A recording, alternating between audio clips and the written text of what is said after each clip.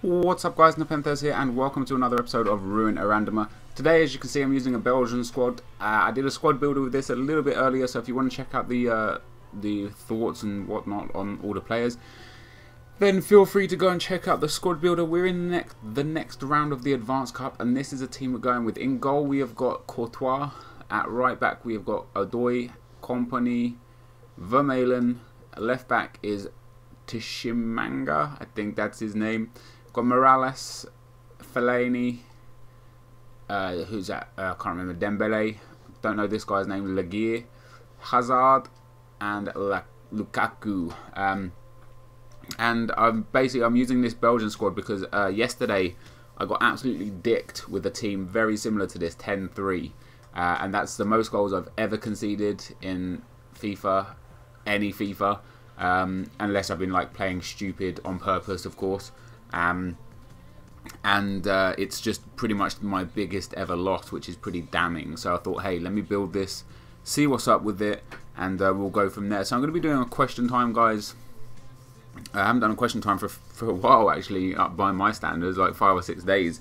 But people seem to, like, people are really mixed on question times. I get quite a lot of, like, well, not a lot of people, like a group of people say they hate question time, and then a whole bunch of people say they love question time. So I don't really know where you guys stand on the whole question time thing, and I would really like to know exactly where your thoughts are, like, because what I get out of this is obviously I get to answer a lot of you guys' questions that you might ask me on Twitter that I don't get around to answering during the day and stuff, or if you just ever felt like asking me something you don't know about me or whatever, and then I can answer it for you. So I get out of it a little bit of enjoyment just by giving you guys the answers for what you want, and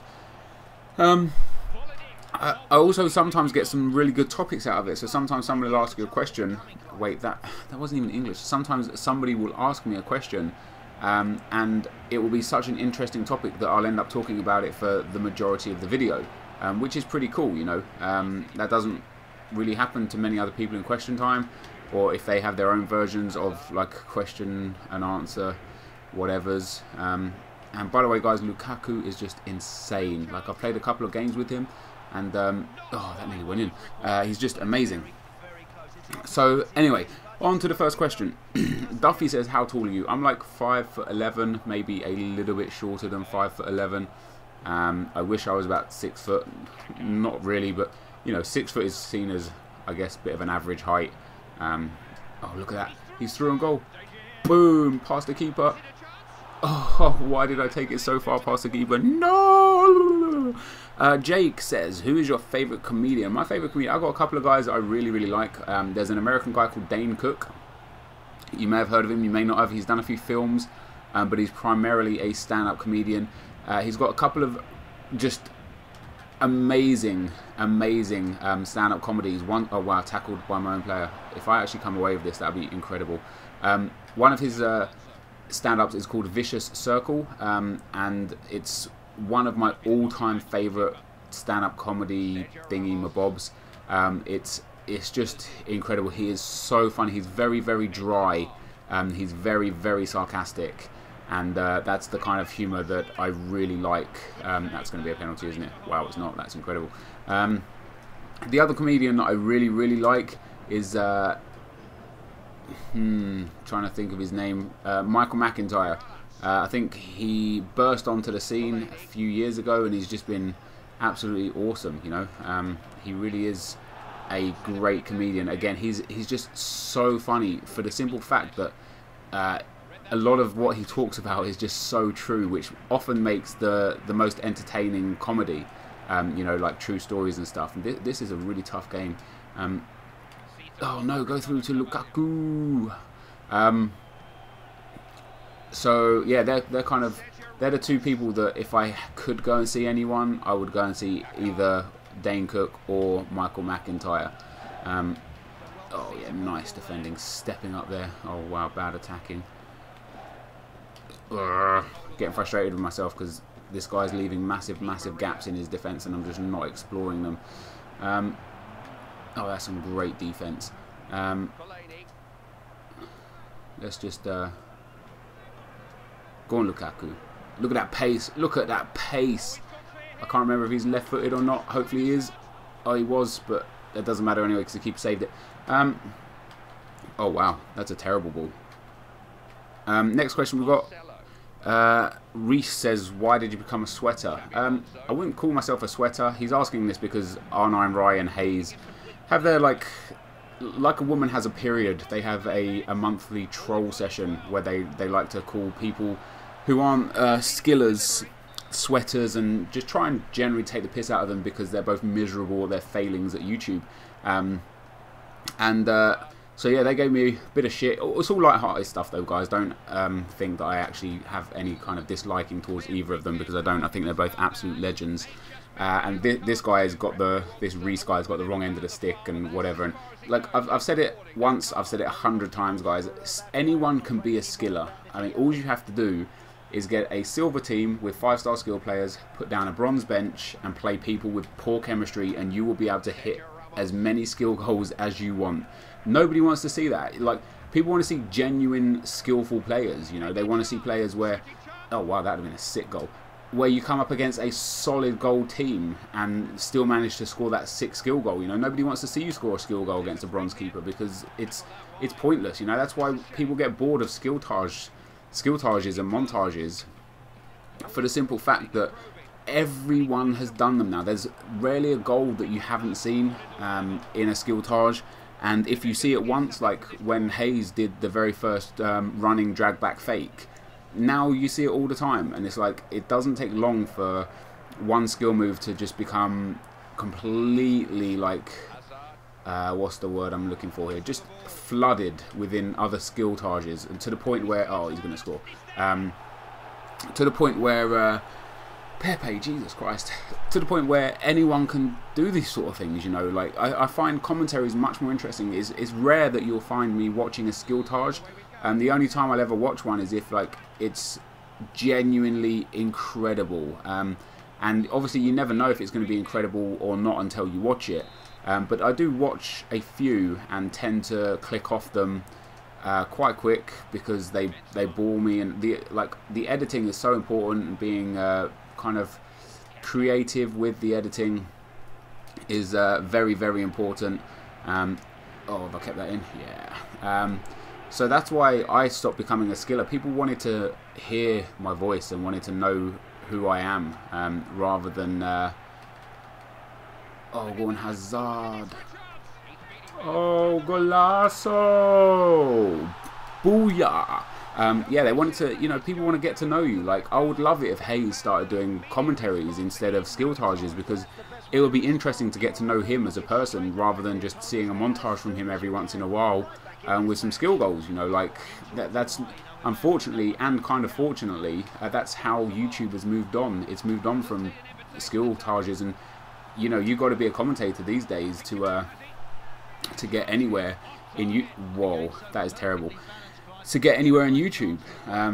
So that's why I became, if you want to call me a sweater, that's fine. I know my play to win series is heavily based around just winning games rather than scoring nice goals. You know, I'm absolutely fine with that. If you want to call me a sweater, like, it really, really doesn't faze me. It seems to annoy you people more than it annoys me that I play the way I play. I don't know, you guys get much more frustrated with it. Like, you know, calling me, oh, you fucking sweaty bastard and all this. You guys get way, way more frustrated with it than I ever would. But yeah, so I don't know. I changed my gameplay to win games because I see a lot of YouTubers out there, and I mean, absolutely no disrespect to any one of them, because everyone that does this puts time and effort in, and you know, you got to respect them for that. But I see a lot of YouTubers records where they've got like even amount of wins and losses, or a few more wins and losses, or a few more losses and wins, and I'm too statistically orientated to be like that. Like, I need wins on my record. I need a good record. Like, I don't know what the word is, if anyone has the right word for me, of what, like, wanting to win. I guess I just want to win, and I'm not going to sacrifice a win for trying to hit skill clips time and time again. And I do it sometimes. Like, how many games have you guys seen where I've been playing like Ruin Randomers, for example, and I've been like 1 or 2-0 up and tried to score stupid skill goals at will be lucky if they come off, but generally don't come off. And then I'll end up conceding a couple of goals, whereas I could have just done a square ball, made it 3-0 or 4-0 and walked away with an easy win, but I've ended up drawing or struggling to win for the sake of scoring a nice goal.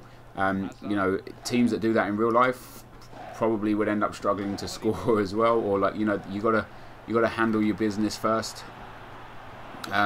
And yeah, that's kind of how I feel about the whole situation. So if people want to call me sweaty, I'm totally okay with that. Like, you know, oh, that's a foul ref. It really doesn't faze me all that much. Obviously, it's not nice to be. I don't want to be known as a sweater, because I do think I do have skills within my game. You look at any of the goals that I score, like I do try to implement skills in there. But you know, sometimes it's just more important about the win. So the next question we've got: would you like another type of card in FIFA 13, something like a Platinum Messi? I wouldn't really like other cards. Like I really want FIFA to try and simplify what they're doing, because at the moment there's just way too many cards, way too many informs, just way too much about the game, you know. And like I think I talked about this just a few videos ago or something. Like, I understand why they do it, because they generate just stupid amounts of revenue from it, and for that reason you understand why they kind of make all these cards and stuff and do what they do, and you can't really knock them for that. But I just wish that they would either only allow people to have a certain amount of informs, like 1 or 2, or just like upgrade players, because some players, like, instead of informs, for example, somebody that has 3 or 4 informs, like who's had a lot of informs this time around, it's like Messi. Messi's a bit of a silly example to use because he's just incredible, but instead of Messi having so many informs, if he plays consistently over a period of weeks, just upgrade his card, and then when he, like, what I'm trying to get at is basically, if somebody is generally quite a poor player and has a one-off game where they are spectacular, give them an inform card, sure. But if you've got somebody who is like underrated in the game and has a crazy good season and is playing good every single week, don't give them an inform so many times. Just upgrade their card. Just you said they were 79 rated. It feels like they should be something like 84 rated. Just give them that 84 rated card and be done with it. That way you don't have to keep giving them informs. Because it's just crazy. Like, it ruins the market, it ruins people's experience with FIFA, because what happens a lot in FIFA as well, and this happened to me in FIFA 11 before I was big on YouTube and before I had people to like source me with coins and players and things, I used to crave the inform cards. I would do anything for those cards, literally. Like, I would have sold my whole team, I would play as many games as possible. If anyone could give me one of those cards, I would have been just so grateful. I would have done absolutely anything to get them. But the difference between like an inform card, especially the first inform, and a regular card is so minimal that it's not worth your coins. Like, there's the odd inform card that is really worth your coins, and you should really trust YouTubers' judgments on whether or not an inform card is working. You know, like AA9 Skills does his version of like, is he worth it, you know, and Calfreezy does Go Big or Go Home, and they give good, like, fantastic breakdowns of inform cards and non-inform cards and stuff. And like, sometimes the inform cards are really worth the coins, you know, like you get like so much extra shooting stats, or the extra pace is just crazy good and really worth it. And sometimes they're just not worth it, you know. Sometimes the inform card, like for me, for example, for Ronaldinho, the inform card is not worth it. He's gone from an 84 to an 85. His attribute change is absolute minimal. I don't notice a single shred of difference in it, and I can't imagine why people would want to pay 50,000 coins for that. I genuinely don't.